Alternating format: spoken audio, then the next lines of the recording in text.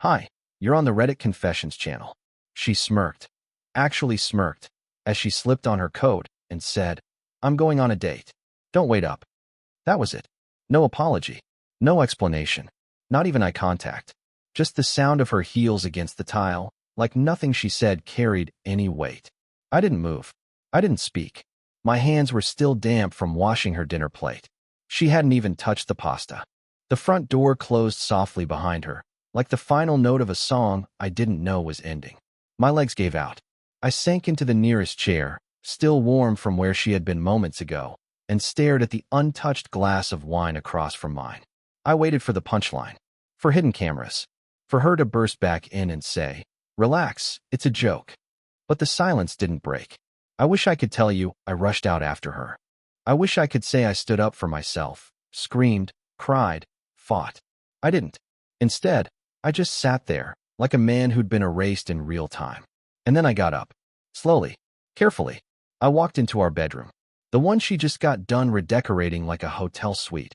Minimalist, cold, zero personality. I stared at her nightstand. That's when I saw it. A tiny square note, folded once, sitting under her hairbrush like a careless afterthought. 5 words. 5 rotten words. "It's not personal. I'm bored." I read it. I reread it. Then I placed it back where I found it, like some museum piece of humiliation. I didn't sleep that night. I listened to the fridge hum. I tracked the cars outside by the sound of their tires. And around 2:47 a.m., I did something I hadn't done in years. I opened the locked drawer in my office. It wasn't dramatic. No big reveal. No dark secret weapon. Just paperwork. Forgotten bills. And one folder I hoped I'd never have to use. Labeled in red ink, contingency. Inside was everything. When I heard her keys jingle outside around 3:20 a.m., I didn't look up. I was still sitting in the same spot, back straight, eyes dry, laptop open, folder beside me like a loaded weapon. She came in without tiptoeing. No guilt, no panic. Just the rustle of her coat landing on the hallway chair. She saw me. Paused. "You're up?" I didn't answer. She walked past me toward the kitchen, humming. Like she had just come back from yoga, not from shattering the last shred of trust one had in her. I watched her pour herself a glass of water, lean against the counter, and pretend nothing had changed. She took one sip, glanced at my screen, and asked, "Work?" Still nothing from me. She smiled faintly, maybe assuming I'd simmered down, maybe thinking the whole thing had already blown over. That I was just sulking, like always. That I'd stay, like always.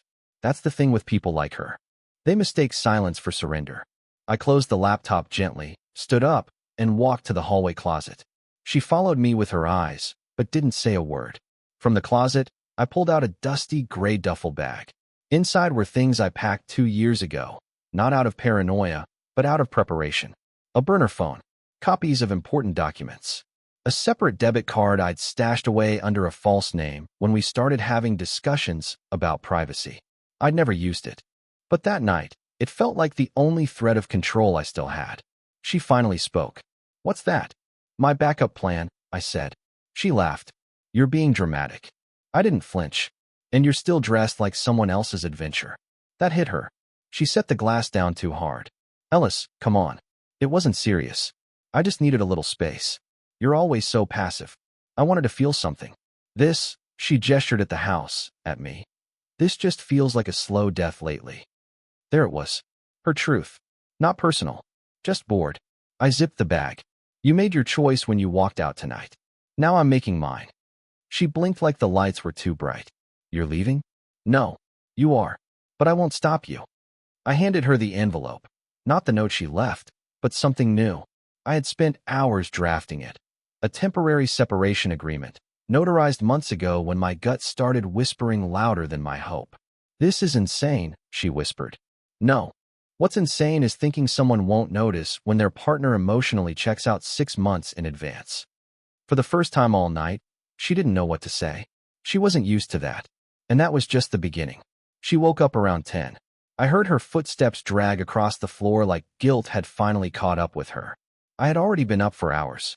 I didn't leave, not physically, but I had begun the quiet process of erasing myself. It's strange how stillness can be louder than screaming. I was in the kitchen, sipping coffee I didn't even want, waiting for her to find the envelope I left on her pillow. When she entered the kitchen, I didn't greet her. She stood there, unsure if she should sit down or speak. Then I saw her eyes flicker. She had found it. She clutched it in her hand now. Light beige, unsealed, and clearly opened. "You wrote me a letter?" she finally asked. "No," I said. "I wrote you a reminder." Inside that envelope wasn't just my signature. It was hers. From a year ago. The paper was a copy of an agreement we'd made when she had briefly talked about open experiences, her exact words, before claiming she wasn't serious. I made her sign a written boundary agreement then, just to see if she would. She did, with a chuckle, saying, "You're such a worrier." That document had a clause. Emotional infidelity triggers separation review. And now it was in her hand. "This is old," she whispered. "So are your lies," I replied. She looked up, finally seeing me not as her husband, but as someone she underestimated. Are you trying to punish me?" "No," I said. "You made your choices. I'm just catching up to reality." She folded the paper, slower than necessary, like she was stalling for time. "So what now?" I wanted to tell her I didn't know. But I did. I had known for months, even if I didn't want to admit it. The real question wasn't what I would do. It was how long she thought she could keep controlling the story. "I scheduled a meeting with a counselor," I said. "For us." "No, for me. And a lawyer." There was a pause, long, quiet, devastating. She looked genuinely stunned for the first time, like a magician whose audience finally figured out the trick mid-performance. "I didn't mean to hurt you, Ellis," she said quietly. "But the thing is, she did. She just didn't think I'd react." And now, with every word, she realized she no longer held the script. She didn't find it until the next day. I knew she wouldn't look in the glove box right away. That envelope had been sitting there since midnight, waiting, quiet, coiled like a snake under the dashboard light. I'd sealed it with a small strip of red tape, the kind she used when wrapping gifts during the holidays. She always said details mattered. I wanted her to remember that. That morning, she left without a word. Her footsteps didn't hesitate. She grabbed her keys, her sunglasses, her iced coffee, and walked out like we were in some sort of holding pattern. I didn't stop her. I didn't even flinch. I watched from the living room window as she slid into the driver's seat, flipped her mirror down to check her lipstick, and then froze. She saw the envelope. She didn't open it right away. She glanced around, even looked up at the window. For a moment, I thought she might toss it out. But no. Curiosity is a powerful drug. She pulled it open with a cautious tug, like she was afraid it might explode. And in a way it did. Inside wasn't a note. It wasn't a threat or a confession or some dramatic closure speech. It was three things: a printed list, a photograph, and a flash drive. The list contained 6 names. 6 people she had lied to over the past 6 months. Mutual friends. Her sister. Her boss. Even her mother. I had written exactly what she said to each of them. I know, because I had been documenting every contradiction. It wasn't hard. When you stop trusting someone, their stories become riddles with no answers. The photograph was older, just a random still from our anniversary trip 2 years ago. She looked happy in it. I looked hopeful. I included it because I wanted her to remember that once there was something real, and she was the one who burned it. But the flash drive, that was the detonator. It held audio, a short conversation, recorded 2 weeks ago. Her voice, in a restaurant, with a man I had never met, until I checked her Venmo history and reverse searched the name. I couldn't see his face, but I didn't need to. The words were enough. "He won't do anything," she had laughed. "Ellis is just comfortable, like an old sweater. You don't throw it out, but you don't wear it either." That sentence didn't crush me anymore. I had listened to it too many times. But now, she had to hear herself say it. I don't know how long she sat in the car after that. She didn't leave. She didn't even move. But I did. She didn't come home that night. The car was back in the driveway around 11 p.m., but she wasn't in it. I peeked through the curtains, just to be sure. Engine cold. Door locked. The envelope she had opened earlier was now lying face down on the passenger seat, half crumpled like it had been gripped too tightly. The house was still. Part of me thought I might finally get some sleep. I didn't. Instead, I waited. Not for her, for the text message I knew would come. And at 1:03 a.m., it did. Not from her. From someone else. "We need to talk. She's lied to both of us." The number was saved under the name Kieran's wife. That's how far I had gone. Tracing breadcrumbs through payment apps, restaurant bookings, and phone metadata. His name had come up enough times to make my skin crawl. He was the client she mentioned twice when canceling dinner with me. The same name on the forwarded flight confirmation she'd accidentally deleted. His wife's name was June. She had found me through an old tagged photo buried on my wife's Instagram. A picture of us at a Christmas party, where Cambria had posted a caption that now felt like a sick joke. My forever home. We met at a diner just off the highway. June wore a raincoat, even though the forecast said clear skies. She looked exhausted but eerily composed, like someone who had cried everything out weeks ago and was now running purely on fumes and bitterness. She didn't waste time. "They've been meeting at a rental apartment under my name," she said flatly, sliding a printed lease across the table. "He used my ID to sign it. Probably thought I wouldn't check." I didn't know what to say. I felt stupid sitting across from her, like the fact we had both been betrayed wasn't enough to make us equals. But June didn't look for pity. She looked for strategy. "I want to ruin him," she said, staring at me. "But I want her to feel it too." I nodded slowly, unsure if I was capable of revenge. I wasn't the type. Or at least, I didn't think I was. But something inside me, something tired and sore and raw, whispered that maybe it was time to stop playing the part of the quiet husband who lets life happen to him. I reached into my jacket and pulled out the second flash drive. "There's more," I told her. "They didn't just lie to us. They used us." She smiled for the first time, but it wasn't a happy smile. It was the kind people where when they realize the storm has already passed, and now it's time to rebuild with fire. We didn't hug. We didn't bond. We shook hands like business partners. The strange thing about betrayal is how quickly it rearranges your sense of reality. One day you're arguing over laundry, and the next you're sitting across from a stranger's spouse planning something that feels like war. June and I didn't need to say much. We were both raw, exhausted, and past the point of wanting apologies. We didn't want closure. We wanted consequences. The plan started taking shape right there at the diner. It wasn't grand. It wasn't dramatic. It was precise. June still had access to the rental calendar tied to the apartment. Apparently, she had been tracking dates for weeks, pretending not to know. She even had footage from the security camera the landlord forgot to mention to her husband. There they were, my wife and her client, entering together, laughing, arms grazing. There was no mistaking it anymore. It wasn't imagination. It wasn't a misunderstanding. It was intentional. We decided to wait one more week. Cambria came home like nothing had happened. She didn't mention the envelope, the recording, or the conversation we'd had 2 days earlier. She just acted like it all evaporated. She even cooked one night, some awkward apology meal with candlelight and jazz playing off her phone. I couldn't tell if she was trying to salvage things or just control the narrative. Either way, I played along. I told her the food was good. I even laughed at one of her half-hearted jokes. She was relieved, relaxed. But I knew the date they planned to meet next. That morning, she left in a tan trench coat, her perfume clinging to the walls after she closed the door. She texted me, "Running errands, might be late." I responded with a thumbs up and packed my bag. I met June 2 blocks away from the rental. She handed me a small key and said, "You go in through the back. I'll call when they're upstairs." Her voice was level, but I could tell her hands were shaking. I don't know what I expected. Maybe a fight. Maybe a dramatic confrontation like something out of a movie.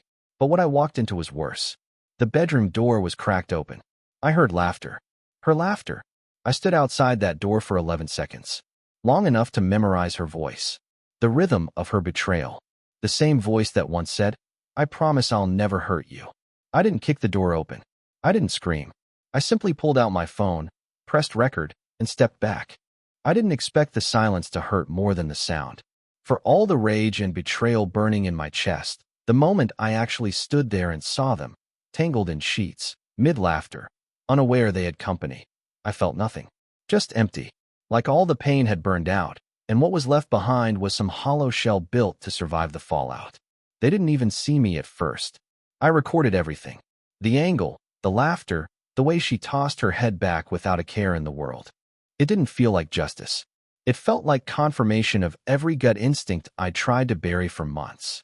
Then June's voice came through the front door. Loud, clear, controlled. I brought company. That's when the chaos started. Cambria jerked upright, pulling the sheets up to her chest, her mouth frozen in some twisted mix of confusion and panic. Kieran swore and scrambled for his pants. I didn't speak. I didn't need to. I stepped into the frame, let her see the phone in my hand, the calm in my eyes, the absolute absence of forgiveness. Ellis, she gasped. That's all she managed. I turned to June, who stood behind me with her phone raised too. Twin angles. No shouting. Just exposure. Cambria looked between us, realizing she wasn't the center of this scene. She was the spectacle. A lesson. A name in a cautionary tale. Kieran tried to speak, but June cut him off. Save it. You're not clever. You're not original. And I already changed the locks. Then she turned to me. Ready? I nodded. We walked out without another word. Down the stairs. Through the alley. Into daylight that felt clearer than it had in months. I didn't feel powerful. I didn't feel vindicated. I just felt done. Back at my car, June handed me a USB. I made a backup of everything, she said, in case she spins it. I didn't ask how she knew Cambria would try, but she was right. Because that night, Cambria texted me 8 times. Called me twice. Left a voicemail that started with "This isn't what it looks like" and ended with "We can talk." She never once said she was sorry. She just panicked. I didn't reply to her messages. Not the "we can talk" one. Not the one that said, "I made a mistake." Not even the one where she tried to guilt me by reminding me of our anniversary next month. I just let the silence answer for me. It wasn't about revenge anymore.